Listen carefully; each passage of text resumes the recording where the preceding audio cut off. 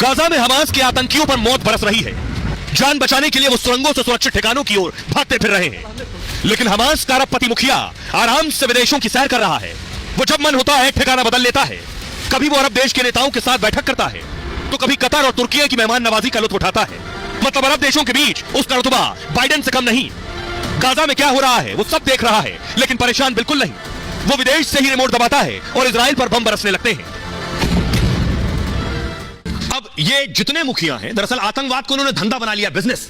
जब ये बिजनेस बना चुके हैं आतंकवाद को, तो एक तो बॉस होगा, तो ये बॉस है। बॉस के बारे में पहले आपको बताता हूं। देख रहे हैं, बॉस प्लेन के अंदर, फ्लाइट में, प्राइवेट जेट में। इसका नाम है इस्माइल हानिये। हमास का ये सर्वोच्च नेता है, इस्माइल नाम है इसका। मतलब हमास का मुखिया और सुप्रीम कमांडर है ये। इजराइल पर हमले का प्लान इस्माइल का ही था। इसके आदेश पर इजराइल में कत्लेआम मचाया गया। हमास का सरगना इस्माइल अकूत संपत्ति का मालिक है। इसके पास करीब थोड़ी बहुत नहीं 16,000 करोड़ की संपत्ति है। 16,000 करोड़। इसलिए इसे हमास का अरबपति शैतान भी कहा जाता है। अरब देशों से इस्माइल के पुराने और बहुत गहरे रिश्ते हैं। ये तस्वीर आप देख रहे हैं, ये देखिए, तालिबान के चीफ से मिल रहा है। ये तस्वीर जो आप देख रहे हैं, ईरान के चीफ के साथ बैठा है। इसलिए बाकी आतंकी हमले से बचने के लिए भागते फिर रहे हैं। लेकिन हमास का मुखिया इस्माइल मौज में। कभी वो ईरान में अरब देशों के नेताओं के साथ बैठक करता है, कभी कतर के अलग अलग शहर में वो हमास के लिए बैठकें करता है, पैसा जुटाता है। इस्माइल दोहा से ऑर्डर देता है और गाजा में हमला हो जाता है। इसलिए उसे हमास का अरबपति शैतान कहते हैं। एक और तस्वीर देखिए, तुर्की के राष्ट्राध्यक्ष एर्दोगन के साथ हाथ में हाथ डाले हुए। कतर और तुर्की से इस्माइल को खास मदद मिलती है। इस्माइल और उसके बेटे के पास तुर्की का पासपोर्ट है। कतर की सरकार उसके रहने खाने का इंतजाम करती है। मतलब कतर में इस्माइल के ऐश और आराम के सारे इंतजाम है। चंदे और सरकारी पैसे से हमास को फंडिंग की जाती है। इस्माइल दोहा से ऑर्डर देता है और गाजा से हमला होता है। इसलिए उसे हमास का अरबपति शैतान कहते हैं। इस्माइल जैसे सरगना जानबूझकर गाजा का विकास नहीं चाहते, ताकि गाजा के हालात दिखाकर पूरे मुस्लिम देशों से पैसा जुटाते रहें फंड के नाम पर। चंदे में मिली मोटी रकम गाजा की बजाय हमास के काम आती है। मतलब मदद में पैसे गाजा को मिले और अरबपति इस्माइल हो गया। यह है इसकी ऐशगाह। और इस बीच बड़ी खबर यह है कि इस्माइल के बारे में आपको बता रहा था, इसका बेटा ढेर कर दिया गया है। बड़ी खबर आ रही है कि हमास के मुखिया इस्माइल का बेटा ढेर कर दिया गया है। एक और कमांडर के मारे जाने की खबर है। बताया जा रहा है ये इस्माइल का बेटा है। हमास चीफ इस्माइल हानिये का बेटा ढेर कर दिया गया है। इजराइल की बमबारी में ढेर हुआ है हेजम हानिये। गाजा में मारा गया है हमास चीफ का बेटा। अब मैं आपको बताऊं, चीफ का बेटा मार दिया गया, ये सबसे बड़ा जख्म होगा इसके ऊपर। ये ऐसा दर्द है ये जो पूरी जिंदगी नहीं भूलेगा। लेकिन ये जो आका है, ये आका की पूरी एक हायरार्की सिस्टम है आतंक और आतंकवाद में भी। ये आज इजराइल ने जारी की है। ये आप देख रहे हैं, सबसे ऊपर तस्वीर इस्माइल की है, उसके नीचे सिनेवर है, यानी ऊपर टॉप बॉस। जैसे आपने कॉर्पोरेट दफ्तर में देखा होगा, एक बॉस होता है। आतंकवाद भी एक धंधा है, एक बिजनेस है, कॉर्पोरेट ऑफिस की तरह चलता है। एक बॉस है, बॉस के नीचे 2-4 चेले चपाटे हैं। उसके नीचे आप देखिए, उसके नीचे वो हैं जो उस मूवमेंट को आगे बढ़ाएंगे, पैसा जुटाएंगे। और उसके नीचे देखिए कमांडर्स हैं, और कमांडर्स के नीचे लड़ाके हैं जो मरने के लिए ही ज्वाइन कर चुके हैं। ये है पूरी हायरार्की सिस्टम। ये धंधे की तरह कैसे फल फूल रहा है, उदाहरण के लिए अगली तस्वीर दिखाई। आईसिस भी इसी तरह से काम करता है। बाकायदा आईसिस में भी रिक्रूटमेंट्स होते हैं, आईसिस में भी एचआर होते हैं, आईसिस में भी पैसा जुटाने वाले होते हैं। अगली तस्वीर दिखाई। जैश भी ऐसे ही काम करता है। जैश में भी बाकायदा ट्रेनिंग देने से लेकर पैसा जुटाने से लेकर भर्ती करने तक सारे विभाग हैं। अगली तस्वीर दिखाई। तालिबान भी ऐसे ही काम करता रहा है।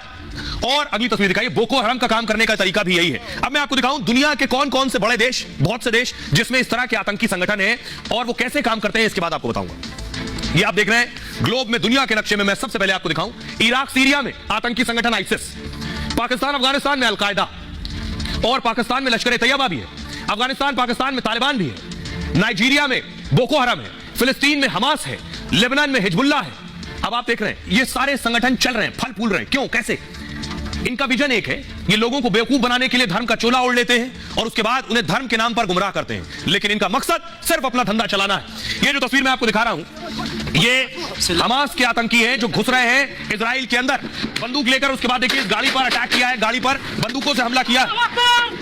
ये लड़ाके मारे जाएंगे, ये घुस गए इजराइल में, इन्हें इजरायली सेना ठोक देगी। इनका इतना ही मुकद्दर है, इतने दिन की जिंदगी है। अगली तस्वीर दिखाई। ये 6 कमांडर ढेर हो चुके, जो मैंने आपको दिखाया, ये एक पिरामिड की तरह है। 6 कमांडर ढेर हो गए, ये मारे गए। इस्माइल जो आका है वो आखिरी तक जिंदा रहेगा। ये कैसे एक कॉर्पोरेट ऑफिस की तरह काम करते हैं, ये मैं आपको बताने जा रहा हूं। देखिए, ये ऊपर आप पिरामिड देख रहे हैं, पिरामिड इसी तरह का इन सब का नेटवर्क है। चाहे उस तरफ आप हाफिज सईद देख लीजिए, इधर हमास का नेता इस्माइल देख लीजिए, ये बगदादी देख लीजिए, या बिन लादेन देख लीजिए। कॉर्पोरेट ऑफिस की तरह टॉप बॉस होता है इनका एक मुखिया। मुखिया अपने नीचे 4 कमांडर रखता है। जो 4 कमांडर है यहां तक तो मार दिए जाते हैं, मुखिया बचा रहता है, वही मौज करता है। उसके नीचे देखिए, उसके नीचे 4-8 और लोग, उनमें भर्ती करने वाले, जिन्हें रिक्रूटमेंट करने वाले भी आप सुनते हैं कभी हिजबुल का रिक्रूटर मार दिया गया जो भर्तियां कर रहा था। ये लोग सोशल मीडिया का इस्तेमाल करते हैं भर्तियां करने के लिए। आईसिस का तो इतना काम था कि आईसिस भर्तियां भी करता था सोशल मीडिया के जरिए, एचआर भी होता था जो पैसा डिसाइड करता था।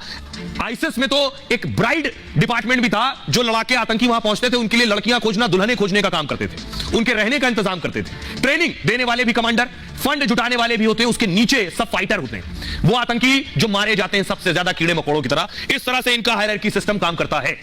हमारे साथ डिफेंस एक्सपर्ट जुड़ रहे हैं, मेजर जनरल वीके दत्ता साहब जुड़ रहे हैं। दत्ता साहब, मेरा सवाल आपसे यह है, अगर आपको मेरी आवाज पहुंच रही है, कि आतंकवाद एक मकसद और विजन का चोला ओढ़े रहता है धर्म के नाम पर, लेकिन यह एक धंधे की तरह चल रहा है, इसलिए इसे कोई खत्म नहीं कर पा रहा है, ना मुखिया खत्म करना चाहता है क्योंकि उसकी दुकान चल रही है। मुद्दा क्या है, वो रिलीजियस है, इकोनॉमिक है या एथनिक है। उस मुद्दे को आगे ले जाने के लिए आपको लीडर चाहिए। वो लीडर जो है उसके साथ में एक पूरी प्रोपेगेंडा मशीन होनी चाहिए ताकि लोगों को अपने साथ जोड़ सके। और जब लोग साथ में जुड़ जाएंगे, आपको फंडिंग चाहिए। फंडिंग कहाँ से आएगी? आप पैसा उगाही करेंगे, आप डोनेशन लेंगे कि बाहर के मुल्कों से पैसा मंगाएंगे, तो इस प्रकार आप पैसा इकट्ठा करेंगे। जब पैसा आ जाएगा तो आप हथियार असला खरीदेंगे और हथियार असले का इस्तेमाल करके उस गवर्नमेंट या उस मुल्क के साथ आप लड़ने की कोशिश करेंगे जिसके खिलाफ आप मुद्दा चला रहे हैं। कि कोई भी बड़े मूवमेंट जो दुनिया में हुए हैं, उनका जो लीडरशिप है वो हमेशा मौज मस्ती मारता है और नीचे वाले लोगों को मरने के लिए छोड़ देता है, या उनके माध्यम से उसको मूवमेंट को चलाता रहता है। तो इसलिए ये आप बिजनेस समझ के चलें। आप कहीं भी दुनिया में देख ले, चाहे आईएसएस हो, हमास हो, हिजबुल्लाह हो, वो सारे के सारे जो लोग हैं वो इस कार्रवाई के तहत पैसे की उगाही कर रहे हैं, कार्रवाई कर रहे हैं और आगे चल के उसका जो है नाजायज फायदा उठा रहे हैं।